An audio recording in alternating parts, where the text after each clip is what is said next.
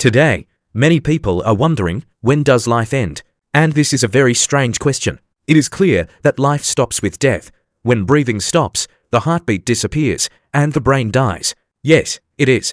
But this is from a materialistic point of view. But after all, a person is also thoughts, feelings, emotions, in a word, energy. It is invisible to the ordinary eye. You can't touch it with your hands, listen to it with your ears, taste it. But it is there, the vital energy that gives strength to continue the earthly path. Our life is like a dewdrop that trembles on a leaf and is ready to break off at any moment and leave the body. Life is wonderful if you know your true nature. Life is terrible if you consider yourself limited only by your body. And it will be filled with suffering if your mind is filled only with inclinations and desires. We behave as if we will live forever, but life is so fleeting.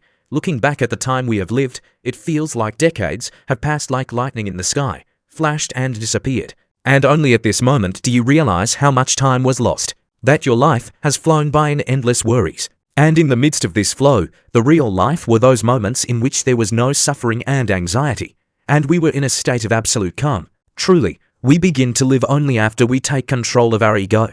Our body, feelings, mind, and life itself follow our desires. And because of this, our lives are filled with suffering. The cycle of desires cannot be pacified by trying to fulfill them all. This only makes their fire flare up more. It's like trying to put out a fire by pouring gasoline into it. If our minds are restless, our lives will be filled with difficulties, sorrows and suffering. Sorrows and sufferings destroy our lives day after day, like metal rust. Because of this, our body becomes susceptible to diseases. They settle in the pores of our body like termites in a stump and gradually destroy it. They suck the life out of us and gradually oppress our will. But this is not the end either. As a predator waits for its prey, so death continuously monitors our lives and waits for the right moment to pick it up. And if there is no place for spirituality in your life, if you have not yet begun the search for your true self, then at the end of your path you will realize the meaninglessness of your life. But you are given the opportunity to reflect on the above and find answers to the questions. Who am I?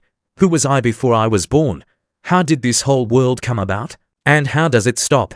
In the relatively recent past, we were taught that man descended from an ape and that there is no life after death. There was a man and he died, and there was nothing left of him. This version has always been confusing because few of us will be satisfied with such an ending. Today, even scientists doubt the veracity of this version, and there are quite objective reasons for this. The fact that the human being is actually immortal and only changes its physical shell after another death was claimed in many ancient cultures.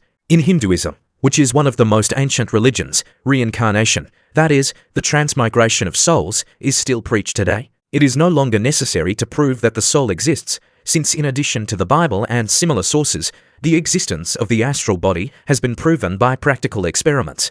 The weight of the soul is about 2 grams, which is how much the total body weight decreases after death. And what happens next? The stories of those who survived clinical death, but were brought back to life by the efforts of doctors, often consist of memories of a tunnel with a light at the end, the singing of angels and positive energy. Skeptics of this scenario present their arguments in favor of the absence of any spiritual principle.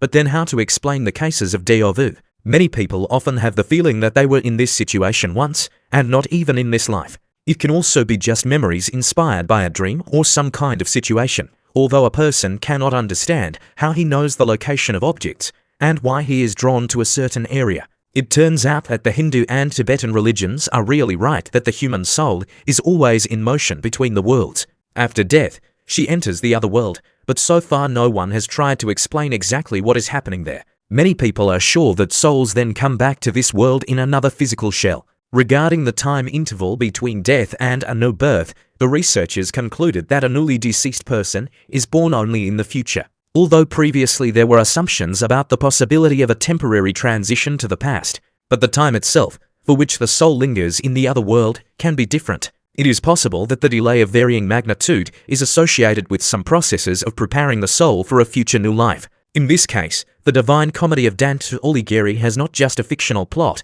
but describes in detail all the procedures, naturally in the biblical interpretation and, accordingly, the time for which it was written. As you know, there is no such thing in the Bible as purgatory or the circles of trials that the soul needs to go through. If we correlate the text of the comedy with the above described studies, it becomes clear why different souls stay there for different periods. The reason is the actions performed during life and, accordingly, the balance of good and bad, That is, in biblical terms, the sins that each of the people has. Depending on their severity, soul cleansing is performed, which takes different times, although this concept is completely absent in the other world. Someone stays here for a short time, and someone has to go through all the circles, and not only in purgatory. The fragments we transfer from a previous life are similar to poorly erased files on a computer's hard drive, fragments of which, even after formatting, are sometimes detected by the newly installed system. Since the brain is responsible for storing information in the human body, it is also the keeper of the astral body. After the death of a person,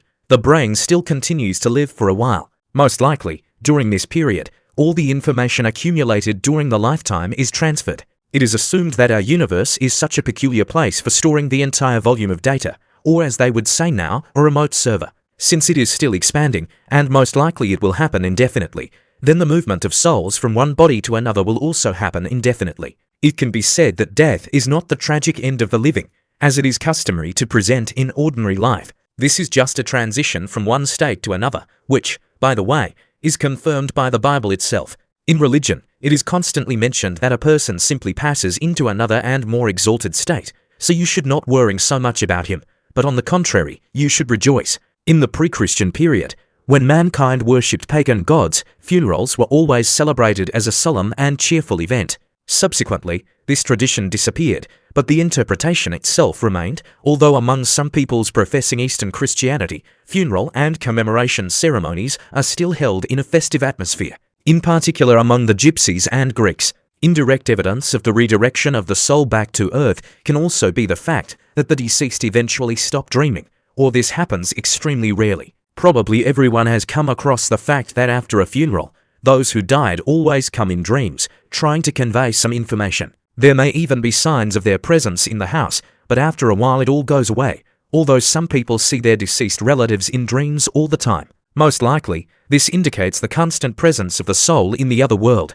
That is, for some reason it is not released into this world. This field of research is always located at the intersection of science and religion. Therefore, when investigating such phenomena, it is necessary to simultaneously use both a scientific approach and cult sources of information like the Bible. It is possible that over time, humanity will receive an answer to all questions concerning the world order, including eternal life.